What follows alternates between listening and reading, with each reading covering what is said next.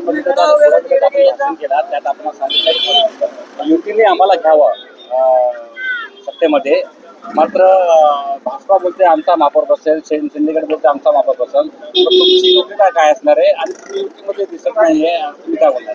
हे बघा, कल्याण डोंबिवली राष्ट्रवादीच्या आमच्या सगळ्या पक्षाची भूमिका ही आहे की या कल्याण पूर्व, कल्याण पश्चिम, कल्याण ग्रामीण आणि डोंबिवली यामध्ये आमचे सगळे कार्यकर्ते हे शिंदे गटाच्या युतीबरोबर जाण्याचा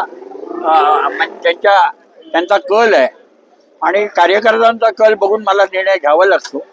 त्यामुळे आमची शिंदे गटाच्या युतीसाठी आमचं बोलणी चालू आहे आणि अशा प्रकारे आम्हाला 20% त्यांनी सीट द्यावे अशी आम्ही मागणी केली आणि मला वाटतं आमची युती सफल होईल.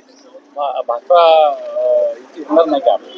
नाही, बघा, भारतीय जनता पार्टीचं आमचा जो मत आहे, माझं वैयक्तिक किंवा आमच्या विधानसभेचं, त्यामध्ये आज कल्याण डोंबिवलीमध्ये आपण बघतो की ह्या तिन्ही विधानसभेमध्ये सेना गटाचं प्राबल्य दिसत आहे आणि डोंबिवलीमध्ये आम्हाला भारतीय जनता पार्टीचं प्राबल्य दिसत आहे.